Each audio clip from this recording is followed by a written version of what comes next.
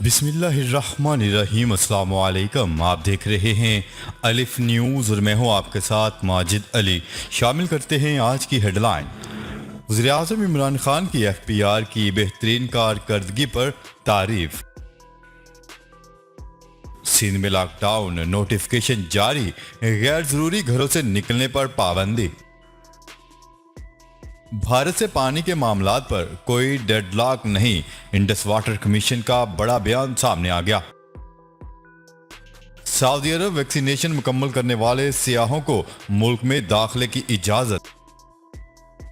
अफगान तालिबान का भारत से राब्ता है या नहीं, तालिबान तर्जमान सुहेल शहीन का वाजिया मौकफ सामने आ गया। वज़ीर-ए-आज़म इमरान खान का जंगल में लगी आग से नुकसान पर तुर्क हुकूमत के साथ हमदर्दी का इजहार। दुश्मनों को अमन अमल मुतासर नहीं करने देंगे, army chief general Qamar Javed Bajwa का दो टोक पैगाम। फिलिपाइन ने अमेरिका के साथ फौजी मुआहिदा बहाल कर दिया। जंगी मशकों और तरबियत के मकसद से अमेरिकी फौजी दस्ते फिलिपाइन में तैनात किए जा सकते हैं।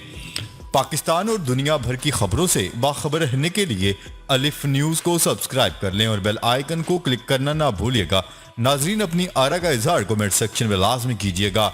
हेडलाइंस आपने जानी, अब बढ़ते हैं खबरों की तफसीलात की तरफ। वज़ीर-ए-आज़म इमरान खान ने federal board of revenue FBR की बेहतरीन कारकर्दगी पर तारीफ की। वज़ीर-ए-आज़म इमरान खान ने समाजी राब्ते की वेबसाइट ट्विटर पर लिखा कि माह जुलाई में रिकॉर्ड रेवेन्यू इकट्ठा करने पर एफबीआर को सराहता हूँ। एफबीआर ने 410 अरब रुपए इकट्ठे किए। उन्होंने कहा है कि तारीखी एतबार से माह जुलाई में जमा की जाने वाली सबसे बड़ी रकम है और अब तक जुलाई के महीने में ये हदफ सबसे ज़्यादा है।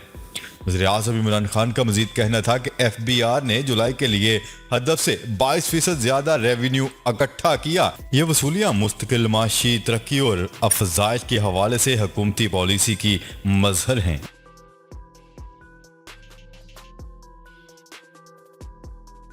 खबर के अगले हिस्से में बात करते हैं। हुकूमत सिंध के महकमा दाखिला ने सूबे में जुज़वी लॉकडाउन के ऐलान करदा पाबंदियों का नोटिफिकेशन जारी कर दिया।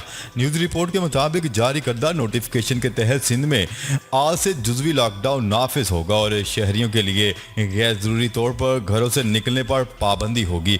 नोटिफिकेशन के मुताबिक मोटरसाइकिल की डबल सवारी पर पाबंदी आयद की गई है, जबकि गाड़ियों में 2 से ज़ायद अफराद हंगामी सूरत में ही सफ़र कर सकेंगे।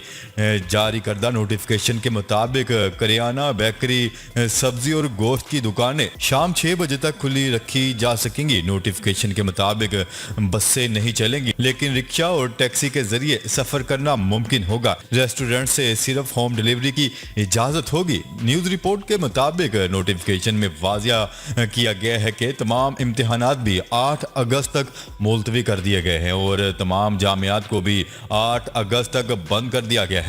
इसके अलावा तालीमी, तजारती, मजहबी, तफरीही और खेलों की तमाम सरगर्मियों पर भी मुकम्मल पाबंदी होगी। हुकूमत सिंध ने कोरोना की बिगड़ती हुई सूरत हाल के पेश नजर पूरे सूबे में 31 जुलाई से 8 अगस्त तक लॉकडाउन नाफिज करने का फैसला किया है।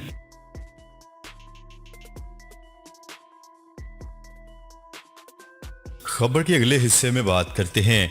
इंडस वाटर कमीशन सैयद मेहर अली शाह ने कहा है कि भारत से पानी के मामलात पर अब कोई डेडलॉक नहीं। न्यूज़ रिपोर्ट के मुताबिक निजी टीवी चैनल से गुफ्तगू करते हुए सैयद मेहर अली शाह का कहना था कि दोनों मुल्कों के दरमियान बर्फ पिघल गई है और अब भारत से पानी के मामलात पर कोई डेडलॉक नहीं है। उन्होंने बताया है कि भारतीय इंडस हुकाम अब सिंतास मुआहदे के तहत चल रहे हैं और भारत पाकिस्तान के साथ पानी के मामलात पर बातचीत कर रहा है। उनका कहना था कि भारतीय वफ्द बहुत जल्द पाकिस्तान का दौरा करेगा।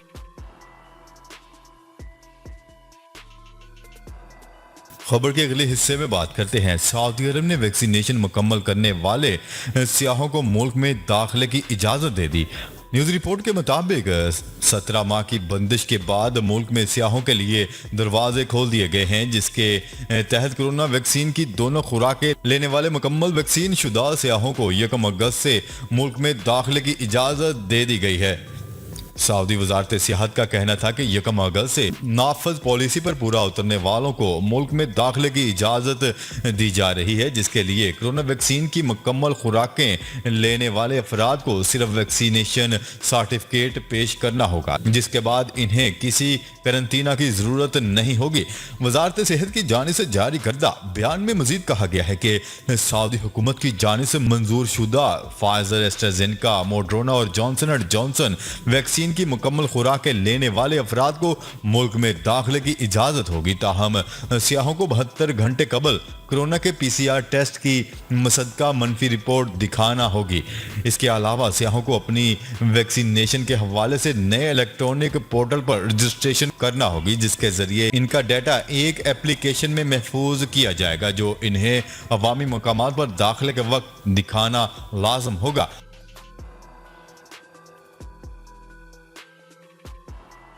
खबर के अगले हिस्से में बात करते हैं। अफगान तालिबान के तर्जुमान सुहेल शहीन का कहना है कि हमारा भारत से कोई राब्ता नहीं, हम आज़ादी के बाद मुल्क की तामीर नो पर गौर और दूसरे ममालिक के साथ अच्छे ताल्लुकात कायम करेंगे।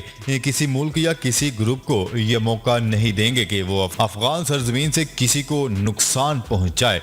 न्यूज़ रिपोर्ट के मुताबिक निजी टीवी चैनल से गुफ्तगू करते हुए सुहेल शहीन का कहना था कि हम मिलिट्री ऑपरेशन नहीं चाहते। हमारी पॉलिसी पहले दिन से यही है कि अफगान मसले का सियासी और पुरअमन हल निकले। इसकी खातिर हमने मुज़ाकरात किए और दोहा मुआहिदा किया। गुज़िश्ता 2 महीनों में जो अजला हमारे कब्जे में आ गए हैं, इसकी वजह लड़ाई नहीं बल्कि अफगान सिक्योरिटी फोर्सेस हमसे आकर मिले हैं। वो भी इस मसले का पुरअमन हल चाहते हैं। तर्जमान तालिबान का कहना था कि ये तो मुमकिन ही नहीं है कि हम सिर्फ 8 हफ्तों में अफगानिस्तान के इतने ज्यादा इलाकों को लड़ाई के बगैर अपने कब्जे में ले लें। उनका कहना था कि 20 साल में अगर ये मुमकिन नहीं हो सका तो 8 हफ्तों में भी मुमकिन नहीं हो सकता।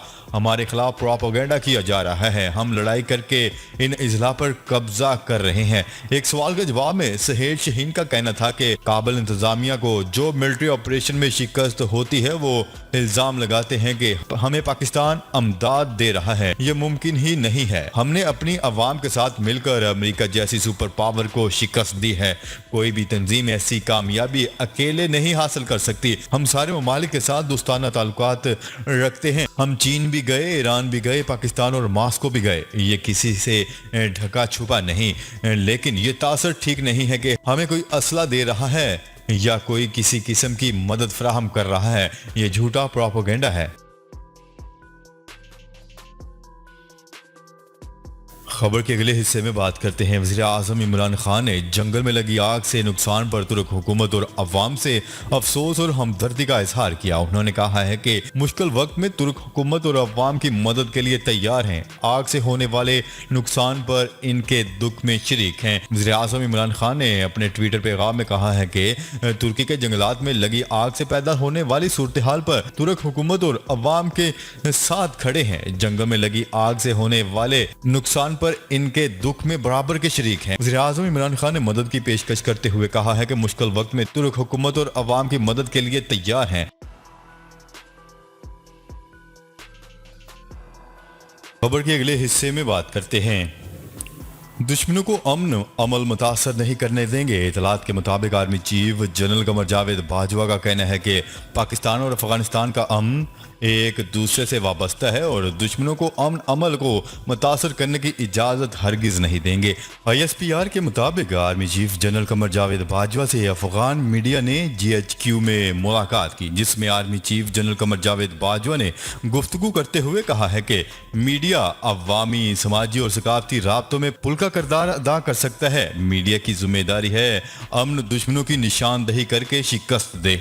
जनरल कमर जावेद बाजवा का मजीद कहना था कि अफगान अमन अमल पाकिस्तान की दिली ख्वाहिश है। पाकिस्तान और अफगानिस्तान का अमन एक दूसरे से वाबस्ता है। दुश्मनों को अमन अमल को मुतासर करने की इजाज़त नहीं देंगे। उनका कहना था कि मौसर बॉर्डर मैनेजमेंट और सिक्योरिटी दोनों मुल्कों के मफाद में है। दोनों ममालिक इलाकाई रवाबत से फ़ायदा उठा सकते हैं। अफगानिस्तान में पायदार अमन से खित्ते में तरक्की होगी और पाकिस्तान अफगान यूथ फोरम से बाहमी रवाबत को फ़रोग मिलेगा।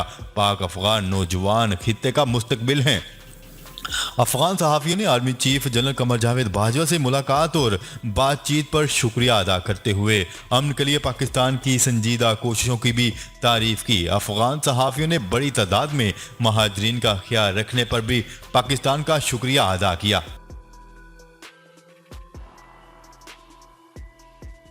खबर के अगले और आखिरी हिस्से में बात करते हैं। फिलिपाइनी सदर ने अमेरिका के साथ एक अहम दफाई मुआहदे को मुकम्मल तौर पर बहाल कर दिया। मीडिया रिपोर्ट्स के मुताबिक विजिटिंग फोर्सेज एग्रीमेंट के तहत जंगी मशक और तरबियत के मकसद से अमेरिकी फौजी दस्ते फिलिपाइन में तैनात किए जा सकते हैं। फिलिपाइन ने कबल अज़ीं इस मुआहदे को मुअत्तल कर दिया था। ताहम रवां हफ्ते मनीला में अमेरिकी वजीर दिफा लॉयड ऑस्टिन और मेजबान मुल्क के वजीर दिफा की अहम मुलाकात के बाद मुअत्तली का फैसला तब्दील कर दिया गया और अब मुआहिदा पूरी तरह बहाल हो गया है। इस मुआहदे के तहत इस मुआहदे की मुअत्तली मनीला और वाशिंगटन के मबैन तनाव का बायस भी बनी थी।